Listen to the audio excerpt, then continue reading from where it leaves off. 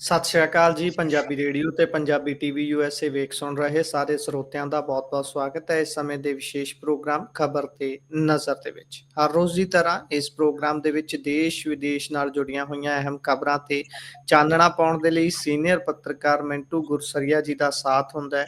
ਕਰਦੇ ਹਾਂ ਉਹਨਾਂ ਦਾ ਪ੍ਰੋਗਰਾਮ ਦੇ ਵਿੱਚ ਸਵਾਗਤ। ਬਹੁਤ-ਬਹੁਤ ਸਵਾਗਤ ਹੈ ਜੀ। ਸ਼ੁਕਰੀਆ ਸਾਰਿਆਂ ਨੂੰ। ਸਤਿ ਸ੍ਰੀ ਅਕਾਲ ਜੀ। ਸਤਿ ਸ਼੍ਰੀ ਅਕਾਲ ਜੀ। ਸੋ ਅੱਜ ਦੇ ਪ੍ਰੋਗਰਾਮ ਦੇ ਸਪਾਂਸਰਸ ਨੇ ਖਾਲਸਾ ਇੰਸ਼ੋਰੈਂਸ। ਲੰਬੇ ਸਮੇਂ ਤੋਂ ਇੰਸ਼ੋਰੈਂਸ ਦੇ ਖੇਤਰ 'ਚ ਸੇਵਾਵਾਂ ਨਿਭਾ ਰਹੇ ਨੇ। ਸੰਪਰਕ ਨੰਬਰ ਹੈ 408-272-2500।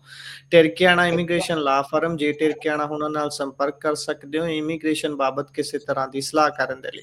Krishna Tanota Yuba City. Baljinder Singh Nijjar Woodland ਜੀਐਨ ਲਿਊ ਵਾਲੇ ਟਰੱਕ ਵਾਸ਼ ਕਰਦੇ ਨੇ, ਆਇਲ ਚੇਂਜ ਕਰਦੇ ਨੇ, ਏਅਰ ਬ੍ਰੇਕਸ ਦਾ ਕੰਮ ਤਸੱਲੀ ਬਖਸ਼ ਕਰਦੇ ਨੇ। ਤੁਸੀਂ ਇਹਨਾਂ ਦੇ ਕੋਲੋਂ ਨਵੇਂ ਪੁਰਾਣੇ ਟਾਇਰ ਵੀ ਖਰੀਦ ਸਕਦੇ ਹੋ। ਲੋਕੇਸ਼ਨ ਸੈਂਟਾਨੇਲਾ ਦੇ ਵਿੱਚ ਹੈ। ਨਿੰਮਾ ਸਹੂਤਾ ਹੋਣਾ ਦਾ ਨੰਬਰ ਹੈ 209-277-0113।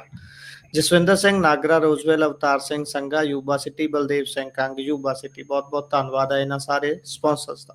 ਹੁਣ ਰੁਕ ਕਰਦੇ ਹਾਂ ਜੀ ਖਬਰਾਂ ਦਾ। ਸਭ ਤੋਂ ਪਹਿਲੀ ਖਬਰ ਤੇ ਜੇਕਰ ਚੱਲੀਏ ਤਾਂ ਅੱਜ ਝਟਕਾ ਦੇ ਦਿੱਤਾ ਹੈ ਜੀ ਟਰੰਪ ਸਾਹਿਬ ਨੇ। ਮਾਈ ਡੀਅਰ ਫਰੈਂਡ ਜਿਹੜੇ ਨੇ ਸਾਡੇ ਦੇਸ਼ ਦੇ ਪ੍ਰਧਾਨ ਮੰਤਰੀ ਹੋਣਾ ਦੇ, ਕਹਿੰਦੇ ਵੀ 25% ਟੈਰਿਫ ਲਾ ਦਿੱਤਾ ਹੈ। ਨਾਲ ਦੀ ਨਾਲ ਰੂਸ ਨਾਲ ਹੁੰਦੇ ਵਪਾਰ ਦੀ ਗੱਲ ਨੂੰ ਲੈ ਕੇ ਵੀ ਚੇਤਾਵਨੀ ਜਾਰੀ ਕਰ ਦਿੱਤੀ ਹੈ। ਕੀ ਕਹੋਗੇ ਜੀ? ਕਹਿੰਦੇ ਨਿਫਟੀ ਡਿੱਗ ਗਈ ਨਾਲ ਹੀ। ਹੁਣ ਕੀ ਕਹੀਏ, ਤੁਸੀਂ ਡੀਅਰ ਕਹਿ ਰਿਹਾ ਕਹਿ ਦਿੱਤਾ ਤੇ ਉਧਰ ਟੀਅਰਸ ਵੀ ਵਗ ਰਹੇ ਨੇ, ਹੰਝੂ ਵੀ ਵਗ ਰਹੇ ਨੇ। ਤੋ ਗੱਲ ਇਹ ਆ ਕਿ ਮੋਦੀ ਸਾਹਿਬ ਤੇ ਤੁਹਾਨੂੰ ਪਤਾ ਹੀ ਆ, ਉਹ ਕਹਿੰਦੇ ਹੁੰਦੇ ਸੀਗੇ ਕਿ ਅਬ ਕੀ ਬਾਰ ਟਰੰਪ ਸਰਕਾਰ। ਉਹ ਤੇ ਏਦਾਂ ਜੱਫਿਓ ਜੱਫੀ ਹੁੰਦੇ ਸੀ ਜਿਵੇਂ ਦੋਨੇ ਭਰਾ ਕਿਤੇ ਕੁੰਭ ਦੇ ਮੇਲੇ ਚੋਂ ਵਿਛੜ ਕੇ ਮਿਲੇ ਹੋਣ। ਕੰਪੇਨ ਤੱਕ ਕਰ ਆਏ ਮੋਦੀ ਸਾਹਿਬ।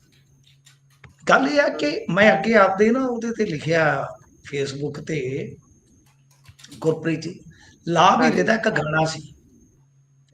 ਉਹ ਗਾਣਾ ਸੀ ਇਦਾਂ ਕਿ ਕੋਈ ਪੁਰਾਣੀ ਯਾਰੀ ਦੋਸਤੀ ਹੁੰਦੀ ਹੈ, ਉਹ ਮੁੰਡਾ ਵਿਆਹਿਆ ਜਾਂਦਾ ਤੇ ਉਹ ਕਿਤੇ ਟੱਕਰਦੇ ਆ ਕਿਸੇ ਥਾਂ ਤੇ। ਉਹ ਕਹਿੰਦੀ ਵੀ ਹੁਣ ਉਹਦਾ ਬਣ ਕੇ ਰਹਿ ਜਿਹਨੂੰ ਵਿਆਹ ਕੇ ਲਿਆ। ਉਸ ਗਾਣੇ 'ਚ ਇੱਕ ਥਾਂ ਤੇ ਉਹ ਕਹਿੰਦਾ ਪੈ ਕੇ ਰਹਿਣਾ ਸੀ ਮੇਰੀ ਜ਼ਿੰਦਗੀ ਵਿੱਚ ਖਲਾਰਾ। ਇਹ ਸਾਫ਼ ਸੀ ਸਾਰੇ ਜ਼ਿੰਦਗੀ 'ਚ ਖਲਾਰਾ ਇਹਨਾਂ ਦੀ 'ਚ ਪੈਣਾ ਹੀ ਪੈਣਾ ਸੀ। ਔਰ ਉਹ ਕੌਣ? ਆਮ ਆਦਮੀ। ਹੁਣ ਹੋ ਕੀ ਰਿਹਾ ਸੀ? ਦੇਖੋ ਬੜੀਆਂ ਗੁੰਝਲਦਾਰ ਗੱਲਾਂ ਨੇ। ਅਸਲ ਦੇ ਵਿੱਚ ਬੇੜਾ ਗਰਕ ਤਾਂ ਹੁੰਦਾ ਹੈ ਚੀਜ਼ਾਂ ਦਾ ਕਿ ਅਸੀਂ ਸਮਝ ਨਹੀਂ ਪਾਉਂਦੇ ਤੇ ਇਹ ਸਮਝ ਨਹੀਂ ਦਿੰਦੇ। ਰਸ਼ੀਆ ਤੋਂ ਤੇਲ ਕਿਹਨੇ ਖਰੀਦਿਆ? ਜ਼ਿਆਦਾ ਵੱਡੇ ਪਲੇਅਰਾਂ ਨੇ, ਔਰ ਉਹਨੂੰ ਯੂਰਪ ਦੇ ਵਿੱਚ ਵੇਚ ਵੀ ਦਿੱਤਾ, ਫਾਇਦਾ ਵੀ ਚੱਕ ਲਿਆ। ਥੋੜਾ ਫਾਇਦਾ ਸਾਨੂੰ ਮਿਲਿਆ, ਬਹੁਤਾ ਫਾਇਦਾ ਵੱਡੇ ਪਲੇਅਰ ਨੂੰ ਮਿਲ ਗਿਆ। ਅੱਜ ਉਹੀ ਵਿਹਾਵ ਹੈ। ਅੱਛਾ, ਜੇ ਤੁਸੀਂ ਦੇਖੋਗੇ ਤੇ ਸਰ ਈਰਾਨ ਤੋਂ ਵਾਇਆ ਯਮਨ ਗੈਸ ਕੌਣ ਲਿਆਉਂਦਾ ਰਿਹਾ ਚੋਰੀ? ਆਪਦੇ ਪੋਰਟਾਂ ਤੇ। ਉਹ ਇੱਕੋ ਹੀ ਸੱਜਣ। ਤੁਹਾਨੂੰ ਪਤਾ ਹੀ ਆ, ਆਪਾਂ ਗੂੜੀਆਂ ਪਰੀਤਾਂ ਲਈਆਂ ਪਾ ਜੁਦਾਈਆਂ ਚੱਲ ਨਹੀਂ ਹੋਣੀਆਂ। ਗੂੜੀਆਂ ਪਰੀਤਾਂ ਵਾਲੇ ਸਰ ਜੀ ਉਹ ਲੈ ਕੇ ਆਉਂਦੇ ਰਹੇ, ਉਹਨਾਂ ਕੋਲ ਸਭ ਕੁਝ ਹੈ। ਉਹਨਾਂ ਨੇ ਇਹੀ ਦਬਕੇ ਮਾਰੇ ਸੀ ਸਾਹਿਬ ਕਿ ਗੱਲ ਇਹ ਆ ਕਿ ਜਾਂ ਤੇ ਤੁਸੀਂ ਬਾਜ਼ਾਰ ਖੋਲ ਦਿਓ ਜੀ ਖੇਤੀ ਵਾਸਤੇ, ਡੇਅਰੀ ਵਾਸਤੇ, ਤੇ ਜਾਂ ਖਲਾਰਾ ਝੱਲ ਲਓ। ਹੁਣ ਖਲਾਰਾ ਝੱਲ ਲਿਓ ਕਿਉਂਕਿ ਤੁਸੀਂ, ਮੈਂ ਤੁਹਾਨੂੰ ਅੱਗੇ ਕਿਹਾ ਸੀਗਾ ਸ਼ਾਇਦ ਕਿ ਨਰਿੰਦਰ ਮੋਦੀ ਦੀ ਸੱਤਾ ਉਸੇ ਦਿਨ ਖਤਮ ਹੋ ਜਾਏਗੀ ਜਿਸ ਦਿਨ ਖੇਤੀ ਉਤਪਾਦਾਂ ਵਾਸਤੇ ਬਾਜ਼ਾਰ ਖੋਲ ਦੇਣਗੇ। ਬਸ ਉਸੇ ਦਿਨ ਇਹਨਾਂ ਦੀ ਸੱਤਾ ਖਤਮ ਹੋ ਜਾਏਗੀ। ਉਹ ਹੋ ਨਹੀਂ ਸਕਦਾ। ਤਾਂ ਇਹਨਾਂ ਨੇ ਮਤਲਬ ਕਿ ਉਹ ਬਾਜ਼ਾਰ ਨਹੀਂ ਖੋਲਿਆ। ਉਹਨਾਂ ਨੇ 1 ਅਗਸਤ ਨੂੰ ਮੋਰਚਾ ਖੋਲ ਦਿੱਤਾ ਕਿ ਅਸੀਂ ਇੰਨਾ ਟੈਰਿਫ ਲਾਵਾਂਗੇ। ਉਹਨਾਂ ਦੇ ਕੋਲ ਬਹੁਤ ਕੁਛ ਹੈ ਜੀ, ਬਹੁਤ ਕੁਛ ਆ ਕਿ ਮੋਦੀ ਸਾਹਿਬ ਕੁਝ ਨਹੀਂ ਕਰ ਸਕਦੇ। ਸੋ ਲਿਹਾਜ਼ਾ ਜੇ ਆਪਾਂ ਅੰਕੜਿਆਂ ਦੀ ਗੱਲ ਕਰੀਏ ਤੇ ਜਿਹੜੇ ਟੌਪ ਦੇ ਟ੍ਰੇਡ ਪਾਰਟਨਰ ਨੇ, ਵਪਾਰਕ ਜਿਹੜੇ ਹਿੱਸੇਦਾਰੀ ਹੁੰਦੀ ਹੈ, ਉਹ 23-24 ਦਾ ਜਿਹੜਾ ਇੰਪੋਰਟ ਐਕਸਪੋਰਟ ਹੈ ਉਹਦਾ ਡਾਟਾ ਕੀ ਕਹਿੰਦਾ ਹੈ? ਚੀਨ ਨਾਲ ਸਭ ਤੋਂ ਜ਼ਿਆਦਾ। ਚੀਨ ਨਾਲ ਜਿਹੜਾ ਘਾਟਾ ਹੈ ਉਹ ਲਗਭਗ ਸਰ ਤੁਸੀਂ ਜੇ ਦੇਖੋਗੇ ਤੇ 85.09 ਦਾ ਹੈ।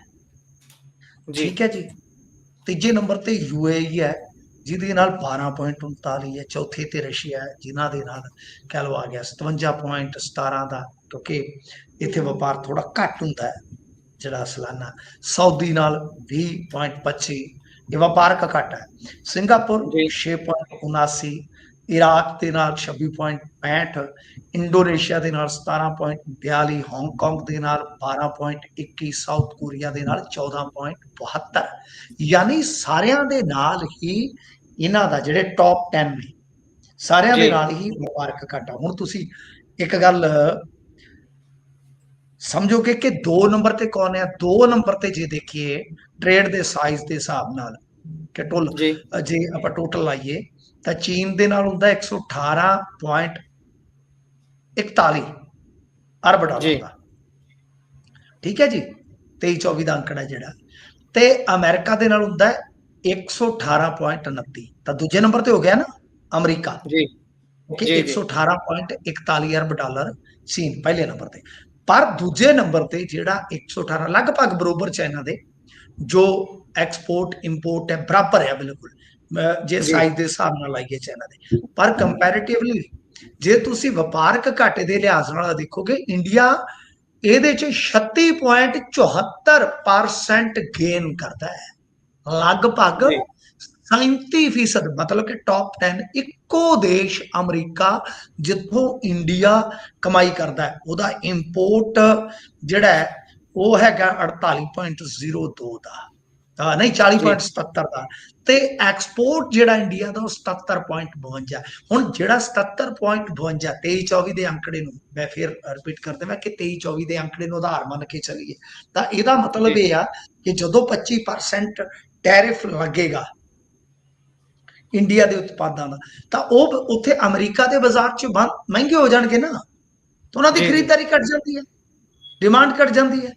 ਸੋ ਇਸ ਵਾਸਤੇ ਇੰਡੀਆ ਵਾਸਤੇ ਆਪਾਂ ਕਹਿ ਲਈਏ ਕਿ ਇੱਕ ਵੱਡਾ ਝਟਕਾ। ਤਾਂ ਹੀ ਤੁਸੀਂ ਦੱਸਿਆ ਕਿ ਨਿਫਟੀ ਤੇ ਜਿਹੜੀ ਲਿਫਟੀ ਤੇ ਕਾਫੀ ਦੇਰ ਤੋਂ ਹੁੰਦੀ ਨਹੀਂ ਪਈ ਚੰਗੀ ਤਰ੍ਹਾਂ, ਤਾਂ ਉਹਦਾ ਵੀ ਜੀ ਡਾਊਨ ਵੱਜ ਗਿਆ। ਉਹ ਵੀ ਲੋਕਾਂ ਦਾ ਕੱਚਾ ਜਿਹਾ ਵੱਜੀ ਜਾਂਦਾ ਕਿ ਹੁਣ ਕੀ ਹੋਊਗਾ, ਸਮਝੋ ਬਾਹਰ ਹੋਈ ਪਈ ਆ ਗੱਲ।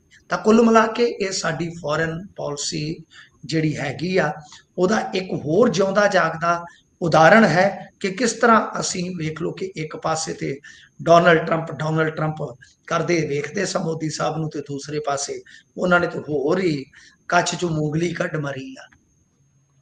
ਜੀ ਸੋ ਜੇਕਰ ਆਪਾਂ ਅਗਲੀ ਖਬਰ ਤੇ ਚੱਲੀਏ ਤਾਂ ਇਹਨੂੰ ਵੀ ਲੋਕ ਕੱਛ ਚੋਂ ਕੱਢੀ ਹੋਈ ਮੂੰਗਲੀ ਹੀ ਕਹਿੰਦੇ ਨੇ, ਪਰ ਇਹ ਕਹਿੰਦੇ ਨੇ ਵੀ ਭਗਵੰਤ ਮਾਨ ਸਾਹਿਬ ਨੇ ਕੱਢੀ ਹੈ। ਗੱਲ ਆਪਾਂ ਕਰ ਰਹੇ ਹਾਂ ਲੈਂਡ ਪੂਲਿੰਗ ਪਾਲਿਸੀ ਦੀ।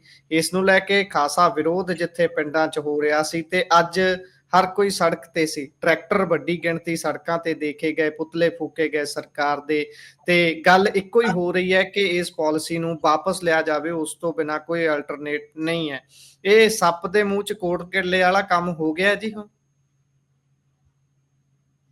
ਹਾਂਜੀ, ਦੇਖੋ ਗੱਲ ਇਹ ਆ ਕਿ ਅੱਜ ਸੰਸਦ ਦੇ ਵਿੱਚ ਵੀ ਰਾਜਾ ਵੜਿੰਗ ਬੋਲੇ ਆ ਕਿ ਕਿਸਾਨਾਂ ਦੀ ਜ਼ਮੀਨ ਜਿਹੜੀ ਆ ਖੋਈ ਜਾ ਰਹੀ ਆ। ਜੀ ਦੂਜੇ ਪਾਸੇ ਹਾਈ ਕੋਰਟ 'ਚ ਵੀ ਇਸ ਨੂੰ ਚੈਲੰਜ ਹੋ ਗਿਆ। ਹਾਲਾਂਕਿ ਜੀ ਜਦੋਂ ਇਦਾਂ ਦੀਆਂ ਪਟੀਸ਼ਨਾਂ ਪੈਂਦੀਆਂ ਇਹੋ ਜਿਹੇ ਮਾਮਲਿਆਂ 'ਚ, ਕਈ ਵਾਰ ਸਰਕਾਰਾਂ ਆਪ ਵੀ ਢਿੱਲੀਆਂ ਮੱਠੀਆਂ ਪਟੀਸ਼ਨਾਂ ਪਵਾ ਦਿੰਦੀਆਂ, ਪਰ ਇਹਦੇ ਵਿੱਚ ਗਾਂਹ ਜਾ ਕੇ ਕਈ ਪਾਰਟੀਆਂ ਹੋਰ ਵੀ ਬਣ ਜਾਣਗੀਆਂ। ਤਾਂ ਮਤਲਬ ਇਹ ਆ ਕਿ ਸੰਭਾਵਨਾ ਹੈ ਕਿ ਆਉਣ ਵਾਲੇ ਦਿਨਾਂ ਦੇ ਵਿੱਚ ਕਾਨੂੰਨੀ ਲੜਾਈ ਵੀ ਸ਼ੁਰੂ ਹੋ ਜਾਏਗੀ। ਜੀ ਕਿਸਾਨ ਜਥੇਬੰਦੀਆਂ ਹਾਸ਼ੀਆਗ੍ਰਸਤ ਹੋ ਚੁੱਕੀਆਂ ਸਨ, ਸੰਗਠਨਾਤਮਕ ਤੌਰ ਤੇ ਕਮਜ਼ੋਰ ਸਨ, ਆਪਸ ਦੇ ਵਿੱਚ ਉਹਨਾਂ ਦਾ ਪਾਟਕ ਸੀ। ਗੱਲ ਇਦਾਂ ਦੀ ਸੀ ਕਿ ਬਈ ਕਹਾਣੀ ਖਿਲਰੀ ਸੀ, ਕਹਾਣੀ ਖਿਲਾਰੇ ਵਾਲੀ ਸੀ। ਕੁੱਲ ਮਿਲਾ ਕੇ ਆਪਾਂ ਇਹ ਆਖ ਲਈਏ ਕਿ ਭਾਈ ਸਾਰਾ ਕੁਝ, ਯਾਨੀ ਕੁਝ ਦਿਨ ਪਹਿਲਾਂ ਤੱਕ ਭਗਵੰਤ ਮਾਨ ਹੋਰਾਂ ਦੀ ਮੁੱਠੀ 'ਚ ਲੱਗਦਾ ਸੀ, ਫਿਰ ਅਚਾਨਕ ਲੈਂਡ ਪੂਲਿੰਗ ਨੀਤੀ ਆਉਂਦੀ ਹੈ, ਤੇ ਉਹਦੇ ਵਿੱਚ ਫਿਰ ਜੋ ਇੱਕ ਮੈਸੇਜ ਜਿਹੜਾ ਛੁਪਿਆ ਹੁੰਦਾ ਉਹ ਲੋਕਾਂ ਤੱਕ ਪਹੁੰਚਦਾ ਹੈ। ਫਿਰ ਲੋਕ ਬਰੀਕੀ ਦੇ ਨਾਲ, ਤੁਹਾਨੂੰ ਯਾਦ ਹੋਏਗਾ ਮੈਂ ਤੇ ਉਹ 3 ਕਾਨੂੰਨਾਂ ਦੇ ਖਿਲਾਫ ਜਿਹੜਾ ਅੰਦੋਲਨ ਖੜਾ ਹੋਇਆ ਸੀਗਾ ਨਾ, ਜੀ ਗੁਰਪ੍ਰੀਤ ਜੀ, ਉਸ ਨੂੰ ਜਨਮ ਲੈਂਦਿਆਂ ਦੇਖਿਆ ਮੈਂ। ਜੀ ਤਾਂ ਉਹਦੀ ਸ਼ੁਰੂਆਤ ਹੋਈ ਸੀ ਕਰੋਨਾ ਕਾਲ 'ਚ।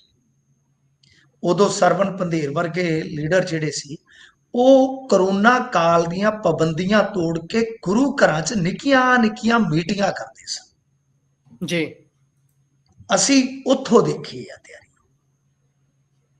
ਇਹ ਬਹੁਤ ਘੱਟ ਲੋਕਾਂ ਨੂੰ ਪਤਾ ਹੋਏਗਾ ਕਿ ਇਸ ਤਰ੍ਹਾਂ ਗੁਰੂ ਘਰਾਂ 'ਚ ਉਹ ਲਹਿਰ ਉੱਠੀ ਸੀ, ਕਿਉਂਕਿ ਕਰੋਨਾ 'ਚ ਤੁਹਾਨੂੰ ਪਤਾ ਹੁਣ ਤਾਂ ਕਿਤੇ ਇਕੱਠ ਹੁੰਦਾ ਹੀ ਨਹੀਂ ਸੀ, ਬਹੁਤ ਜਮਾਵੜਾ ਨਹੀਂ ਸੀ ਹੁੰਦਾ। ਤਾਂ ਜਿਵੇਂ ਕਰੋਨਾ ਕਾਲ ਦੇ ਦੌਰਾਨ ਲੋਕਡਾਊਨ ਅੱਗੇ ਵਧੀ ਜਾਂਦਾ ਸੀ ਉਹਦੇ ਵਿੱਚੋਂ ਹੀ ਇਹ ਸਭ ਕੁਝ ਨਿਕਲ ਆਇਆ ਸੀਗਾ। ਹੁਣ ਇਹਦੇ ਵਿੱਚ ਵੀ ਇਹੀ ਵੀ ਹੋਇਆ, ਤੁਸੀਂ ਵੇਖੋ ਕਿ ਲੋਕਾਂ ਨੇ ਇਹਨੂੰ ਪੜ੍ਹਨਾ ਸਟਾਰਟ ਕਰ ਦਿੱਤਾ, ਕਿਉਂਕਿ ਉੱਥੇ ਵੀ ਇਹੀ ਕੁਝ ਹੋਇਆ ਸੀ। ਪਹਿਲਾਂ ਲੋਕਾਂ ਨੂੰ ਨਹੀਂ ਸੀ ਪਤਾ ਕਿ ਪੰਧੇਰੂਰੀ ਕਾਹਤੋਂ ਤੁਰੇ ਫਿਰਦੇ, ਫਲਾਣੇ ਲੀਡਰ ਕਾਹਤੋਂ ਤੁਰੇ ਫਿਰਦੇ ਕਰੋਨਾ 'ਚ। ਲੋਕੀ ਕਹਿੰਦੇ ਇਹ ਵੀ ਮਰਨਗੇ, ਨਾਲ ਦੂਜਿਆਂ ਨੂੰ ਵੀ ਮਾਰਨਗੇ। ਪਰ ਜਿਵੇਂ ਜਿਵੇਂ ਗੱਲ ਫੈਲੀ, ਤਿਵੇਂ ਤਿਵੇਂ ਲੋਕਾਂ ਦੀ ਪੜ੍ਹਾਈ ਵਧੀ, ਸਟੱਡੀ ਵਧੀ, ਤਿਵੇਂ ਤਿਵੇਂ ਉਹ ਅੰਦੋਲਨ ਇੰਨਾ ਤੀਬਰ ਹੁੰਦਾ ਗਿਆ, ਇੰਨਾ ਤਿੱਖਾ ਹੁੰਦਾ ਗਿਆ ਕਿ ਇੱਕ ਵੇਲਾ ਇਦਾਂ ਦਾ ਆਇਆ ਕਿ ਨਰਿੰਦਰ ਮੋਦੀ ਨੂੰ ਜੋ ਫੌਜ ਦੀ ਇੰਟੈਲੀਜੈਂਸੀ ਆ, ਉਸਨੇ ਪੱਤਰ ਤੱਕ ਲਿਖ ਦਿੱਤੇ ਮੋਦੀ ਸਰਕਾਰ ਨੂੰ ਕਿ ਆਪਾਂ ਨੂੰ ਇਧਰ ਸੋਚ ਲੈਣਾ ਚਾਹੀਦਾ ਹੈ, ਹੋ ਸਕਦਾ ਆਰਮੀ 'ਚ ਕਿਸੇ ਕਿਸਮ ਦੀ ਬੇਚੈਨੀ ਪੈਦਾ ਹੋ ਜਾਵੇ। ਸਰ ਆਹ ਕਾਰਨ ਸੀ, ਤੁਹਾਨੂੰ ਅੱਜ ਮੈਂ ਦੱਸਦਾ ਔਨ ਮਾਈਕ, ਠੀਕ ਹੈ ਨਾ ਜੀ। ਇਹ ਮੈਨੂੰ ਬਹੁਤ ਮੇਰੇ ਕਹਿ ਲਓ ਕਿ ਇੱਕ ਸੈਂਸਿਟਿਵ ਡਿਪਾਰਟਮੈਂਟ ਕਹਿ ਲਓ ਜਾਂ ਜੋ ਮਰਜ਼ੀ ਹੈ, ਉਹਨਾਂ ਦੇ ਇੱਕ ਸੋਰਸ ਨੇ ਦੱਸੀ ਸੀ ਗੱਲ ਕਈ ਮਹੀਨੇ ਪਹਿਲਾਂ। ਅਸਲ 'ਚ ਉਹ ਨਰਿੰਦਰ ਮੋਦੀ ਨੂੰ ਰਾਤੋਂ ਰਾਤ ਸੁਪਨਾ ਨਹੀਂ ਸੀ ਆ ਗਿਆ, ਪਰ ਨਰਿੰਦਰ ਮੋਦੀ ਨਹੀਂ ਸਨ ਚਾਹੁੰਦੇ ਕਿ ਕੁਝ ਐਸਾ ਵੈਸਾ ਹੋ ਜਾਵੇ, ਸਾਡਾ ਇਤਿਹਾਸ ਇਦਾਂ ਦਾ ਨਹੀਂ ਹੈ। ਤਾਂ ਹੀ ਉਹਨਾਂ ਨੇ ਤੜਕੇ ਸਾਰੇ ਹੀ ਐਲਾਨ ਕਰ ਦਿੱਤਾ ਸੀਗਾ। ਲਿਹਾਜ਼ਾ ਸਰ ਜੇ ਆਪਾਂ ਦੇਖੀਏ ਤਾਂ ਸਥਿਤੀਆਂ ਲਗਭਗ ਅੱਜ ਮੋਦੀ ਸਰਕਾਰ ਦੇ ਉਲਟ ਜੋ ਚੱਲਿਆ ਸੀ, ਉਹਨੂੰ ਆਪਾਂ ਦੇਖੀਏ ਤਾਂ ਤੁਲਨਾਤਮਕ ਭਗਵੰਤ ਮਾਨ ਸਰਕਾਰ ਨਾਲ ਵੀ ਵੈਸਾ ਵਾਪਰ ਰਿਹਾ ਹੈ। ਹੁਣ ਜਿਵੇਂ ਤੁਸੀਂ ਕਿਹਾ ਕਿ ਸੱਪ ਦੇ ਮੂੰਹ 'ਚ ਕੋੜ ਕਿਰਲੀ, ਹੁਣ ਜੇ ਨਿਕਲੇ ਤੇ ਕੋੜੀ, ਤੇ ਜੇ ਛੱਡੇ ਤੇ ਤਾਂ ਮਾੜੀ। ਹੁਣ ਕਰੇ ਤੇ ਕਰੇ ਕੀ? ਸਰ ਮਾਨ ਸਾਹਿਬ ਦੀ ਲਾਚਾਰੀ, ਬੇਬਸੀ तो मतलब कि वो तो झल के ही रही है, तो साफ है सर। मैं डे 1 तो कह रहा, डे 1 तो ये खिलाफ बोलना स्टार्ट किया होया, और मैं तुहानू डे 1 तो जिहड़ियां चीज़ां कहियां सी एग्जैक्टली होईयां ने। तुहानू कहा सी कि जे मैसेज थले जमीना पाउण वाला हो गया, इन्हां तो स्थिति जिहड़ी आ वो संभालिया नहीं संभलनी, आ तुहाडे सामने आ।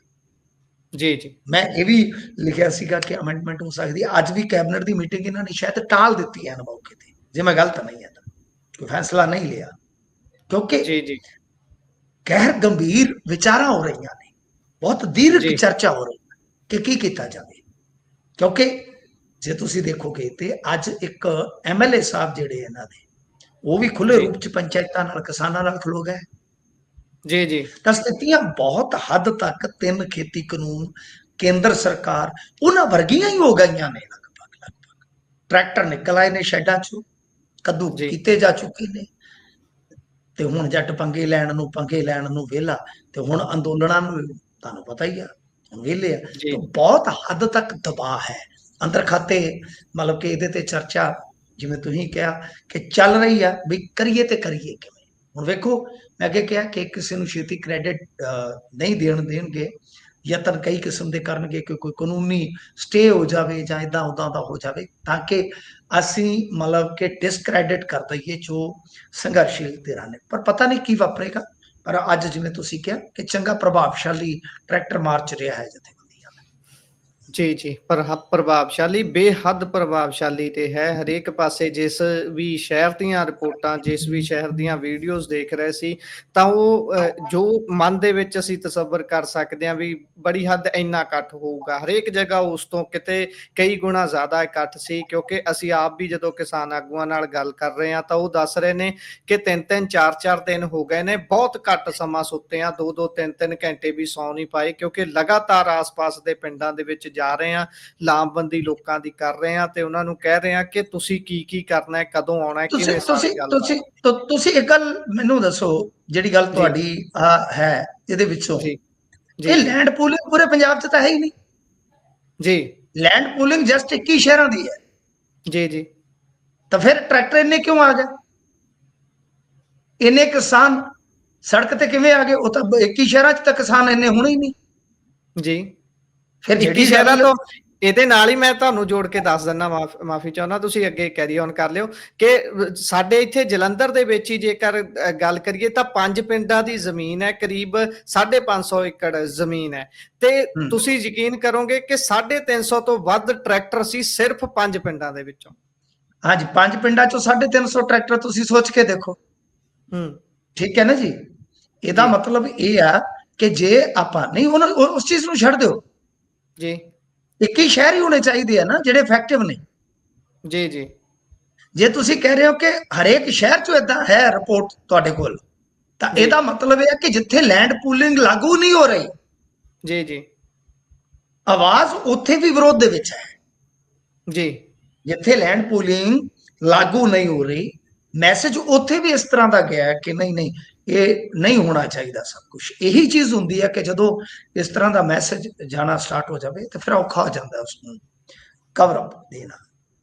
ਜੀ, ਉਹੀ ਗੱਲ ਹੈ ਨਾ। ਤਾਂ ਮਤੇ ਤਾਂ ਉਹ ਪਿੰਡ ਵੀ ਹੁਣ ਲਗਾਤਾਰ ਪਾਉਣੇ ਸ਼ੁਰੂ ਕਰ ਚੁੱਕੇ ਨੇ ਜਿਹੜੇ ਪਿੰਡ ਦੂਰ ਦੂਰ ਤੱਕ ਇਸ ਦੇ ਨਾਲ ਵਾਹ ਵਾਸਤਾ ਨਹੀਂ ਰੱਖਦੇ। ਤੁਹਾਡੇ ਵਾਲੀ ਉਹੀ ਗੱਲ ਹੈ ਕਿ ਇੱਕ ਲਹਿਰ ਬਣ ਗਈ ਹੈ, ਲੋਕ ਲਹਿਰ ਬਣ ਗਈ ਹੈ ਇਹ ਸਾਰੀ। ਤੇ ਅੱਗੇ ਜੇਕਰ ਆਪਾਂ ਚੱਲੀਏ ਤਾਂ ਅੱਜ ਸਦਨ ਦੇ ਵਿੱਚ ਚੰਨੀ ਤੇ ਕੰਗ ਨੇ ਕਈ ਅਹਿਮ ਮੁੱਦੇ ਚੁੱਕੇ ਨੇ। ਸਾਂਝ ਉੱਥੇ ਲੈਂਡ ਪੂਲਿੰਗ ਵਾਲੀ ਗੱਲ ਦੀ ਵੀ ਪਈ ਹੈ ਵੈਸੇ।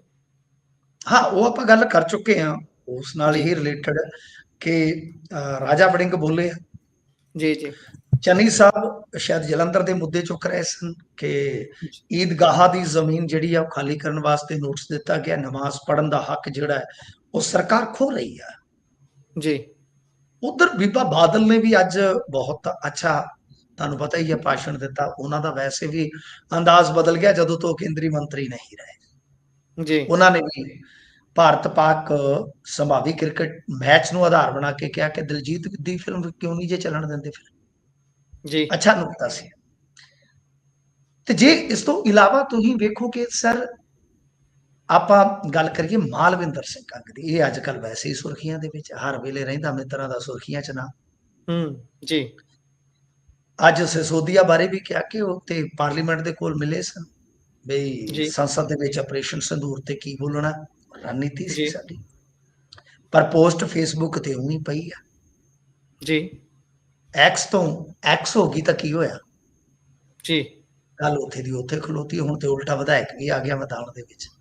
ਗੱਲ ਅਸਲ 'ਚ ਇਹ ਆ ਕਿ ਮਾਲਵਿੰਦਰ ਸਿੰਘ ਕੰਗ ਨੇ ਅੱਜ ਇੱਕ ਹੋਰ ਤਗੜਾ ਕਹਿ ਲੋ ਕਿ ਇਹਨਾਂ ਤੇ ਸਵਾਲ ਖੜਾ ਕਰ ਦਿੱਤਾ। ਤਗੜਾ ਸਵਾਲ ਮੈਂ ਕਿਉਂ ਕਹਿ ਰਿਹਾ, ਉਹਨਾਂ ਨੇ ਗੁਰੂ ਤੇਗ ਬਹਾਦਰ ਜੀ ਦੀ ਸ਼ਹਾਦਤ ਨੂੰ ਸਮਰਪਿਤ ਜਿਹੜੇ ਹੁਣ ਸਮਾਗਮ ਮਨਾਏ ਜਾ ਰਹੇ ਆ ਉਹਨਾਂ ਦੇ ਆਧਾਰ ਤੇ ਕਿਹਾ ਕਿ ਦੇਖੋ ਗੁਰੂ ਸਾਹਿਬ ਦੀ ਜਿਹੜੀ ਸ਼ਹੀਦੀ ਸੀ, ਜਿਹੜਾ ਉਹਨਾਂ ਦੀ ਸ਼ਹਾਦਤ ਦਾ ਸਫ਼ਰ ਹੈ ਸ਼ੁਰੂ ਹੋਇਆ, ਸਫ਼ਰ ਸ਼ਹਾਦਤ, ਉਹ ਮੇਰੇ ਹਲਕੇ ਤੋਂ ਹੋਇਆ ਸੀ, ਸ਼ੁਰੂ ਸ੍ਰੀ ਅਨੰਦਪੁਰ ਸਾਹਿਬ ਤੋਂ। ਜੀ। ਤੇ ਜਿੱਥੇ ਆਪਾਂ ਬੈਠੇ ਆ ਅੱਜ ਤੋਂ ਥੋੜੀ ਦੂਰ ਚਾਂਦਨੀ ਚੌਕ, ਜਿੱਥੇ ਇਸ ਸਫ਼ਰ ਨੇ ਸੁਨਹਿਰੀ ਇਤਿਹਾਸ ਲਿਖ ਦਿੱਤਾ। ਜੀ ਭਾਈ, ਨਾਲ ਜਿਹੜਾ ਰੇਲਵੇ ਸਟੇਸ਼ਨ ਹੈ ਨਵੀਂ ਦਿੱਲੀ ਦਾ, ਤੁਸੀਂ ਇਸ ਦਾ ਨਾਂ ਗੁਰੂ ਤੇਗ ਬਹਾਦਰ ਜੀ ਦੇ ਨਾਂ ਉੱਤੇ ਰੱਖ ਦਿਓ ਜੀ। ਇਹ ਬੜੀ ਵੱਡੀ ਸ਼ਰਧਾਂਜਲੀ ਹੋਏਗੀ। ਹੁਣ ਤੁਹਾਨੂੰ ਪਤਾ ਗੁਰੂ ਤੇਗ ਬਹਾਦਰ ਜੀ ਨੂੰ ਸਨਾਤਨੀ ਬਹੁਤ ਜ਼ਿਆਦਾ ਸਨਮਾਨ ਦਿੰਦੇ ਨੇ, ਅਕਾਦਤ ਪੇਸ਼ ਕਰਦੇ ਨੇ, ਨਤਮਸਤਕ ਹੁੰਦੇ ਨੇ ਗੁਰੂ ਸਾਹਿਬ ਅੱਗੇ, ਨੌਵੇਂ ਪਾਤਸ਼ਾਹ ਅੱਗੇ। ਤਾਂ ਉਹਨਾਂ ਨੇ ਇਹਨਾਂ ਨੂੰ ਫਸਾ ਦਿੱਤਾ ਇੱਕ ਤਰ੍ਹਾਂ ਨਾਲ ਕਿ ਕੋਈ ਵੀ ਬੰਦਾ ਖੁੱਲੇ ਰੂਪ ਦੇ ਵਿੱਚ ਇਹਨਾਂ ਦਾ ਵਿਰੋਧ ਨਹੀਂ ਸੀ ਕਰ ਸਕਦਾ। ਤਾਂ ਲਿਹਾਜ਼ਾ ਹੁਣ ਦੇਖਣਾ ਹੋਏਗਾ ਕਿ ਕੀ ਇਸ ਮੰਗ ਨੂੰ ਮੰਨਿਆ ਜਾ ਸਕਦਾ ਕਿ ਨਹੀਂ। ਤਾਂ ਇਸ ਕਰਕੇ ਪਹਿਲਾਂ ਜ਼ਮੀਨ ਨਾਲ ਜੁੜਿਆ ਮੁੱਦਾ, ਕਿਉਂਕਿ ਦੇਖੋ ਮਾਲਵਿੰਦਰ ਸਿੰਘ ਕੰਗ ਨੇ ਜੋ ਮਰਜ਼ੀ, ਚਲੋ ਇੱਕ ਥਾਂ ਤੋਂ ਪੋਸਟ ਹਟਾਉਣੀ ਪਈ, ਇਸ ਕਹਾਣੀ ਨੂੰ ਕੂੜੀ ਮੋੜ ਦੇ ਦਿੱਤਾ, ਜੋਸ਼ ਭਰ ਦਿੱਤਾ। ਤੁਸੀਂ ਦੇਖੋ ਘੰਟੇ 2 ਘੰਟੇ ਚੋਂ ਵਾਇਰਲ ਇੰਨੀ ਹੋਈ ਪੋਸਟ, ਇੰਨੀ ਵਾਇਰਲ ਹੋਈ ਕਿ ਮਤਲਬ ਕਿ ਇੱਕ ਤਰ੍ਹਾਂ ਨਾਲ ਕਹਿ ਲਓ ਭੁਚਾਲ ਆ ਗਿਆ ਸੀ ਆਮ ਆਦਮੀ ਪਾਰਟੀ ਦੇ ਵਿੱਚ ਕਿ ਕੀ ਬਣ ਗਿਆ। ਤਾਂ ਕੂਣੀ ਮੋੜ ਦੇਣ ਤੋਂ ਬਾਅਦ ਚਲੋ ਅੱਗੋਂ ਜੋ ਮਰਜ਼ੀ ਹੋਇਆ ਉਹ ਤੇ ਕਦੇ ਉਹ ਦੱਸਣਗੇ ਤੇ ਫਿਰ ਪਤਾ ਲੱਗੂ। ਪਰ ਗੁਰਪ੍ਰੀਤ ਜੀ, ਹੁਣ ਉਹਨਾਂ ਨੇ ਜਿਸ ਤਰ੍ਹਾਂ ਦਾ ਇਹ ਮਾਮਲਾ ਸੰਸਦ ਦੇ ਵਿੱਚ ਰੱਖਿਆ, ਗੁਰੂ ਸਾਹਿਬ ਨਾਲ ਜੁੜਿਆ, ਤਾਂ ਮਾਲਵਿੰਦਰ ਸਿੰਘ ਕੰਗ ਨੇ ਇੱਕ ਹੋਰ ਆਪਣਾ ਜਿੱਦਾਂ ਕਹਿ ਲਈਏ ਕਿ ਸਿਆਸਤ ਦੇ ਵਿੱਚ ਕੱਦ ਵਧਾਇਆ ਹੀ ਆ, ਕੋਈ ਘਟਾਇਆ ਨਹੀਂ ਹੈ ਮੇਰੇ ਖਿਆਲ ਦੇ ਨਾਲ। ਸੋ ਬਾਕੀ ਸੋਹਣਾ ਬੋਲ ਰਹੇ ਨੇ ਆਪਣੇ ਮੈਂਬਰ ਪਾਰਲੀਮੈਂਟ, ਕਿਉਂਕਿ ਜਦੋਂ ਉੱਥੇ ਹੁੰਦੇ ਉਹ ਸਾਰੇ ਆਪਣੇ ਪੰਜਾਬ ਦੇ ਹੁੰਦੇ ਆ, ਪਾਰਟੀ ਨਹੀਂ ਮਾਇਨੇ ਰੱਖਦੀ ਆਪਣੇ ਵਾਸਤੇ, ਕਿਉਂਕਿ ਉਹ ਪੰਜਾਬ ਨੂੰ ਰਿਪਰੈਜ਼ੈਂਟ ਕਰ ਰਹੇ ਹੁੰਦੇ ਨੇ ਉੱਥੇ। ਸੋਹਣਾ ਬੋਲ ਰਹੇ ਨੇ, ਜਿੰਨੇ ਵੀ ਬੋਲ ਰਹੇ, ਬੀਬਾ ਬਾਦਲ ਜੀ ਦਾ ਵੀ ਅੱਜ ਬੜਾ ਜੋਸ਼ੀਲਾ ਭਾਸ਼ਣ ਸੀਗਾ, ਕਿਉਂਕਿ ਉਹਨਾਂ ਨੂੰ ਟਾਈਮ ਹੁਣ ਬੜਾ ਸੀਮਤ ਮਿਲਦਾ ਹੈ। ਜੀ ਜੀ। ਸੋ ਜੇਕਰ ਇਸ ਤੋਂ ਅੱਗੇ ਚੱਲੀਏ ਤਾਂ ਆਪਣੇ ਪੰਜਾਬ ਵਾਲੇ ਕਹਿੰਦੇ ਹਰਿਆਣੇ ਤੋਂ ਪੈਸੇ ਮੰਗ ਰਹੇ ਨੇ, ਉਹਨਾਂ ਦੇ ਬਿੱਲ ਬਣਾ ਕੇ ਭੇਜੇ ਜਾ ਰਹੇ ਨੇ। ਨਹੀਂ, ਇਹ ਚੰਗੀ ਗੱਲ ਆ। ਭਗਵੰਤ ਮਾਨ ਦੀ ਪਹਿਲ ਕਦਮੀ ਮੈਨੂੰ ਅੱਛੀ ਲੱਗੀ ਆ, ਕਿਉਂਕਿ ਤੁਹਾਨੂੰ ਪਤਾ ਸਿੰਜਾਈ ਡਿਪਾਰਟਮੈਂਟ ਹੈ ਜਿਹੜਾ, ਉਹ ਇਸ ਵੇਲੇ ਲੀਡ ਕਰ ਰਹੇ ਨੇ ਸ਼ਾਇਦ ਕ੍ਰਿਸ਼ਨ ਕੁਮਾਰ ਜੀ। ਕ੍ਰਿਸ਼ਨ ਕੁਮਾਰ ਬੜੇ ਤੇਜ਼ ਤਰਾਰ ਨੇ, ਠੀਕ ਆ, ਉਹਨਾਂ ਦੀ ਆਲੋਚਨਾ ਵੀ ਬਹੁਤ ਹੁੰਦੀ, ਮੈਂ ਵੀ ਕਰ ਦਿੰਦਾ ਕਈ ਵਾਰ ਮੁਜ਼ੰਮਤ ਉਹਨਾਂ ਦੇ ਕੰਮਾਂ ਅਧਿਕਾਰਾਂ ਦੀ, ਪਰ ਉਹ ਤੇਜ਼ ਤਰਾਰ ਬਹੁਤ ਨੇ। ਪੰਜਾਬ ਦਾ ਉਹਨਾਂ ਨੂੰ ਬਹੁਤ ਤਜਰਬਾ ਹੈ, ਨਿੱਕੀ ਨਿੱਕੀ ਗੱਲ ਬਰੀਕੀ ਨਾਲੋਂ ਜਾਣਦੇ ਆ ਮਹਿਕਮਿਆਂ ਦੀ।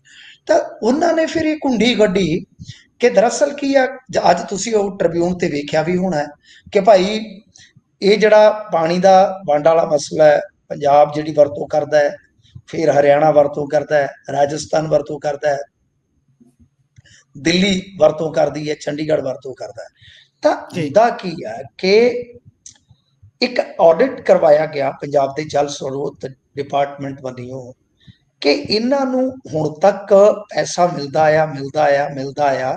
ਜਿਵੇਂ ਰਾਜਸਥਾਨ ਆਪਣਾ ਮਤਲਬ ਕਿ ਮੇਨਟੇਨੈਂਸ ਵਗੈਰਾ ਦਾ ਪੈਸਾ ਦਿੰਦਾ ਸੀਗਾ, ਤਾਂ 16-17 ਤੋਂ ਤਨਖਾਹ ਤੇ ਦਫ਼ਤਰੀ ਕੰਮਾਂ ਬਦਲੇ ਜਿਹੜਾ ਪੈਸਾ ਦਿੱਤਾ ਜਾਂਦਾ ਸੀਗਾ ਇਹਨਾਂ ਚੀਜ਼ਾਂ ਦੀ ਸਾਂਭ ਸੰਭਾਲ ਵਾਸਤੇ ਜਾਂ ਚੱਲਦਾ ਰੱਖਣ ਵਾਸਤੇ, ਉਹ ਰਾਸ਼ੀ ਇਹਨਾਂ ਨੇ 16-17 ਤੋਂ ਦੇਣੀ ਬੰਦ ਕਰ ਦਿੱਤੀ।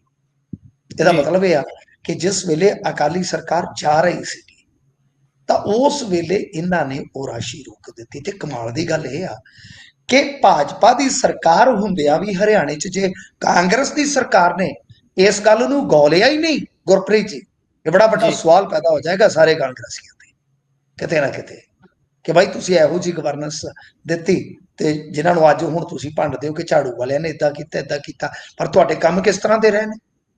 ਕਿਉਂਕਿ ਹੁਣ ਅਕਾਲੀਆਂ ਨੂੰ ਤੇ ਆਪਾਂ ਕਹਿ ਨਹੀਂ ਸਕਦੇ ਨਾ, ਉਹਨਾਂ ਦਾ ਲਾਸਟ 2016-17 ਦਾ ਆਖਰੀ ਸਾਲ ਉਹ ਤਾਂ ਕਹਿ ਜੀ ਜੀ, ਠੀਕ ਹੈ ਨਾ ਜੀ। ਉਸ ਤੋਂ ਬਾਅਦ 5 ਸਾਲ ਤੁਸੀਂ ਰਾਜ ਕਰ ਲਿਆ। ਔਰ ਸਭ ਤੋਂ ਵੱਡਾ ਸਵਾਲ ਫਿਰ ਇਹ ਵੀ ਆ ਕਿ ਜਿਹੜੇ ਬੰਦੇ ਜ਼ਿੰਮੇਵਾਰ ਨੇ ਉਹਨਾਂ ਤੇ ਵੀ ਕਾਰਵਾਈ ਹੋਣੀ ਚਾਹੀਦੀ ਹੈ। ਮਹਿਕਮੇ ਵਾਲੇ ਤੇ, ਕਿਉਂਕਿ ਸੱਤਾਧਾਰੀ ਚਲੇ ਜਾਂਦੇ ਆ, ਮਹਿਕਮੇ ਵਾਲੇ ਤੇ ਵਿੱਚ ਹੀ ਹੁੰਦੇ ਨੇ ਜੀ।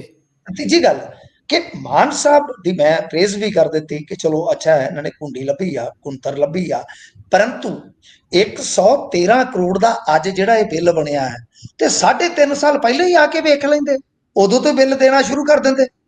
ਇੰਨਾ ਚਿਰ ਲਟਕਾਇਆ ਕਿਉਂ?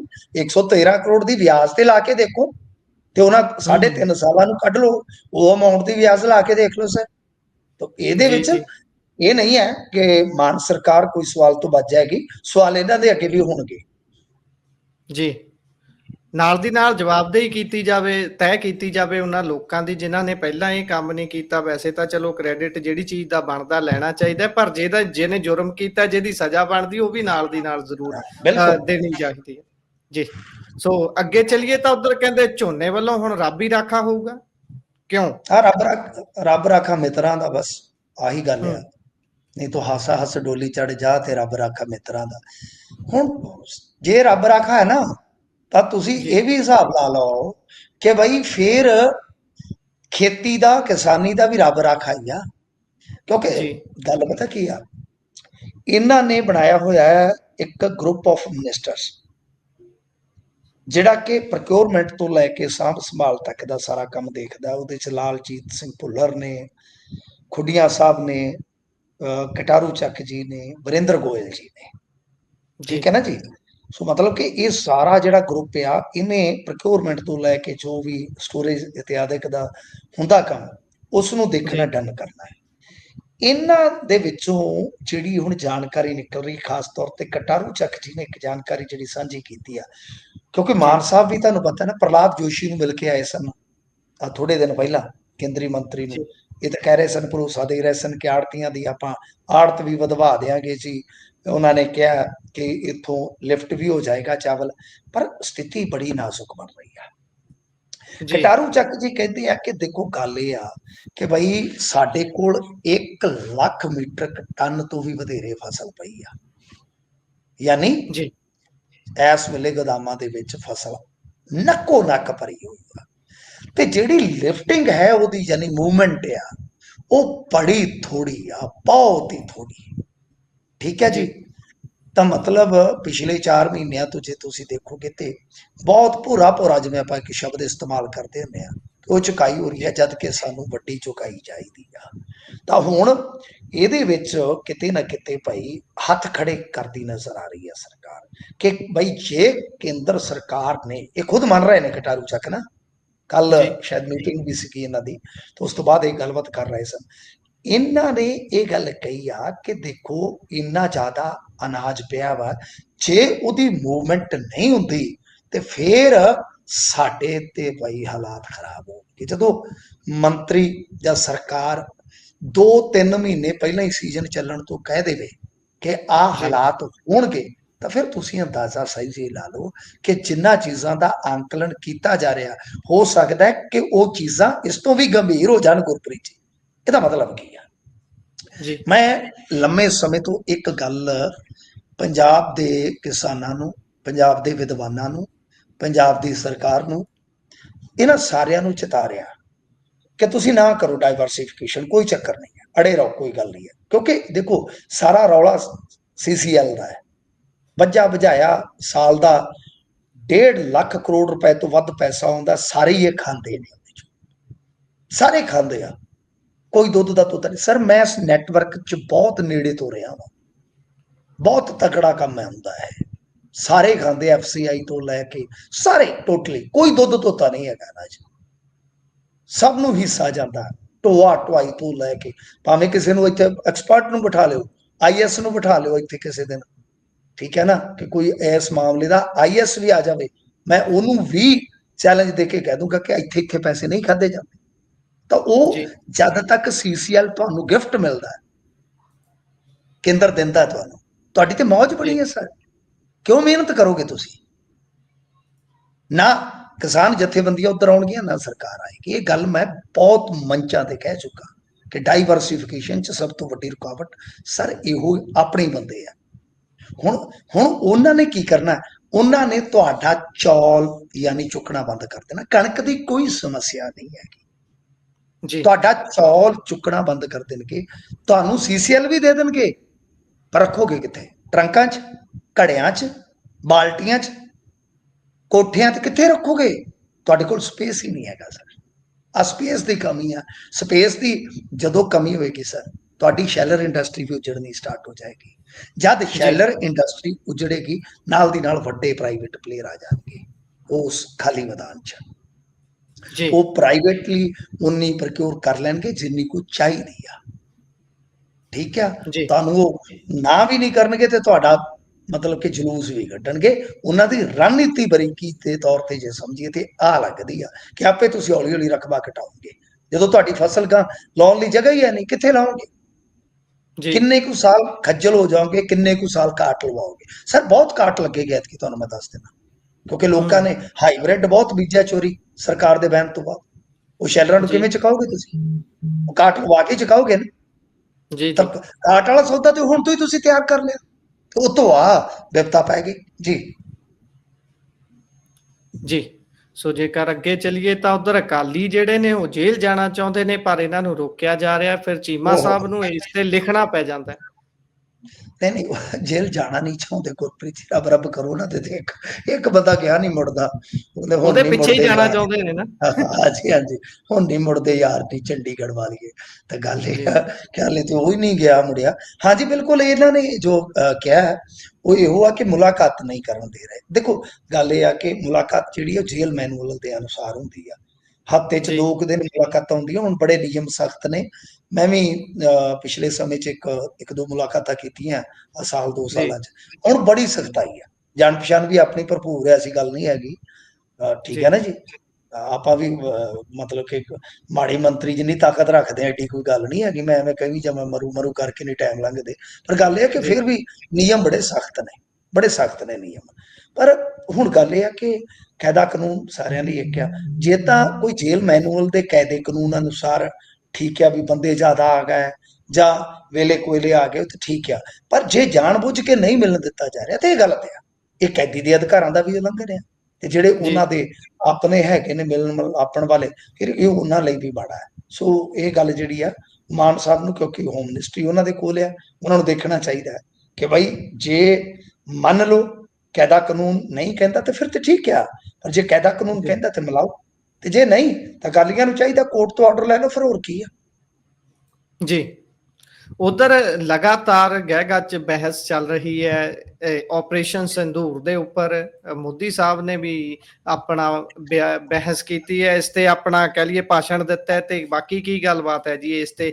ਕੋਈ देखो ਤਰਕਸੰਗਤ ਗੱਲਾਂ ਹੋ ਰਹੀਆਂ ਨੇ ਜਾਂ ਫਿਰ ਸਿਰਫ ਹਵਾ 'ਚ ਹੀ नहीं ਸਾਰੀ ਗੱਲ ਜਾ ਰਹੀ? नहीं नहीं, ਇਹਦਾ ਨਿਚੋੜ ਜਿਹੜਾ ਹੈ ਨਾ, ਨਿਚੋੜ ਜੀ ਮੈਂ ਤੁਹਾਨੂੰ ਇੱਕ ਅੱਧ ਮਿੰਟ ਚ, ਤੁਹਾਡਾ ਟਾਈਮ ਹੋ ਗਿਆ, ਨਿਚੋੜ ਇੱਕ ਜੀ ਅੱਧ ਮਿੰਟ ਚ ਦੱਸਦਾ ਕਿ ਮੈਂ ਪਿਛਲੇ 2-3 ਦਿਨ ਤੋਂ ਕਹਿ ਰਿਹਾ ਕਿ ਮੈਂ ਹੁਣ ਇਹਨਾਂ ਦਿਨਾਂ ਦੇ ਵਿੱਚ ਮੋਦੀ ਸਾਹਿਬ ਨੂੰ ਬਹੁਤ ਕਮਜ਼ੋਰ ਮੰਨ ਰਿਹਾ ਜੀ, ਜੀ ਬਹੁਤ ਮਤਲਬ ਕਿ ਕਹਿ ਲਈਏ ਸਰ ਕਿ ਬਹੁਤ ਬੇਵਸੀ ਜਿਹਾ ਵਾਲਾ ਅੰਦਾਜ਼ ਹੈ। ਹੁਣ ਉਹਦਾ ਕਾਰਨ ਹੈ ਕਿ ਰਾਹੁਲ ਗਾਂਧੀ ਕਹਿੰਦੇ ਕਿ ਟਰੰਪ ਦਾ ਨਾਂ ਲੈ ਕੇ ਦਿਖਾਓ ਜੀ, ਉਹ ਲੈ ਨਹੀਂ ਪਾਉਂਦੇ, ਜੀ ਲੈ ਨਹੀਂ ਪਾਉਂਦੇ। ਫਿਰ ਉਹਨਾਂ ਨੇ ਕਿਹਾ ਕਿ ਤੁਸੀਂ, ਰਾਹੁਲ ਗਾਂਧੀ ਨੇ, ਕਿ ਤੁਸੀਂ ਆਪਣੀ ਇਮੇਜ ਬਿਲਡਿੰਗ ਵਾਸਤੇ ਫੌਜ ਨੂੰ ਯੂਜ਼ ਕੀਤਾ। ਜੀ ਸਰ ਉਹਦਾ ਆਧਾਰ ਕੀ ਦੱਸ ਰਿਹਾ ਕਿ ਤੁਹਾਡੇ ਡਿਫੈਂਸ ਮਿਨਿਸਟਰ ਨੇ ਕਿਹਾ ਕਿ ਦੇਖੋ ਜੀ ਅਸੀਂ 1:00 ਤੇ ਕਾਰਵਾਈ ਪਾਈ ਤੇ ਇੰਨੇ ਵੱਜ ਜੀ ਕੇ, ਯਾਨੀ 1:00 ਤੇ ਅਸੀਂ ਪਾਕਿਸਤਾਨੀਆਂ ਨੂੰ ਕਹਿ ਦਿੱਤਾ ਕਿ ਅਸੀਂ ਬਾਈ ਤੁਹਾਡਾ ਕੋਈ ਮਿਲਟਰੀ ਵਾਲਾ ਨੁਕਸਾਨ ਨਹੀਂ ਸੀ ਕਰਨਾ, ਜੋ ਕਰਨਾ ਸੀ ਅਸੀਂ ਕਰ ਦਿੱਤਾ। ਇਹ ਮਤਲਬ ਕਿ ਤੁਸੀਂ ਤਾਂ ਦੱਸ ਕੇ ਗਏ। ਇਹਦਾ ਮਤਲਬ ਹੈ ਜੀ ਕਿ ਕੁਝ ਟਿਕਾਣਿਆਂ ਤੇ ਮਿੱਥ ਕੇ ਤੁਸੀਂ ਕਾਰਵਾਈ ਕੀਤੀ ਸਿਰਫ ਇਸ ਕਰਕੇ ਕਿ ਨਰਿੰਦਰ ਮੋਦੀ ਦੀ ਛਵੀ ਬਚੀ ਰਹੇ। ਸਰ ਇਹਦਾ ਜਵਾਬ ਹੀ ਹੈ ਨਹੀਂ, ਜੀ ਇਹਦਾ ਜਵਾਬ ਹੀ ਹੈ ਨਹੀਂ। ਕੀ ਤੁਸੀਂ ਹੁਣ ਰੱਖਿਆ ਮੰਤਰੀ ਦਾ ਬਿਆਨ ਉੱਥੇ ਰੱਦ ਕਰ ਸਕਦੇ ਹੋ ਬਤੌਰ ਪ੍ਰਧਾਨ ਮੰਤਰੀ? ਨਹੀਂ। ਜੀ ਕੀ ਉਸ ਨੂੰ ਐਕਸੈਪਟ ਕਰ ਸਕਦੇ ਹੋ? ਨਹੀਂ ਸਰ। ਮਤਲਬ ਕਿ ਬਹਿਸ ਦੇ ਵਿੱਚ ਜਿਸ ਤਰ੍ਹਾਂ ਰਾਹੁਲ ਗਾਂਧੀ, ਅਖਿਲੇਸ਼, ਗਗੋਈ ਇਹ ਬੋਲੇ ਨੇ ਨੇਤਾ, ਉਹ ਜਿਹੜੀ ਚੜ੍ਹਤ ਤੇ ਜਿਹੜਾ ਮਤਲਬ ਕਿ ਹਮਲਾਵਰ ਸ਼ੈਲੀ ਜਾਂ ਅੰਦਾਜ਼ ਦਾ ਆਪਾਂ ਮੁਜ਼ਾਹਰਾ ਦੇਖਿਆ ਨਰਿੰਦਰ ਮੋਦੀ ਵੱਲੋਂ ਲਗਾਤਾਰ ਕਈ ਸਾਲ, ਜੋ ਉਹਨਾਂ ਦੀ ਡੋਮੀਨੈਂਸ ਸੀਗੀ, ਉਹ ਕਿਤੇ ਨਾ ਕਿਤੇ ਵੀਕ ਹੁੰਦੀ ਨਜ਼ਰ ਆ ਰਹੀ ਹੈ। ਨਿਚੋੜਵਾਂ ਇਹਦਾ ਤੱਥ ਇਹੋ ਹੀ ਆ ਬਹਿਸ ਦਾ ਫਿਲਹਾਲ ਤੱਕ। ਜੀ ਇਸੇ ਦੇ ਨਾਲ ਪ੍ਰੋਗਰਾਮ ਦਾ ਸਮਾਂ ਸਮਾਪਤ ਹੁੰਦਾ ਹੈ। ਤੁਸੀਂ ਜੁੜੇ ਜਾਣਕਾਰੀਆਂ ਸਾਂਝੀਆਂ ਕੀਤੀਆਂ, ਬਹੁਤ ਬਹੁਤ ਧੰਨਵਾਦ ਜੀ। ਸਤਿ ਸ਼੍ਰੀ ਅਕਾਲ। ਸਤਿ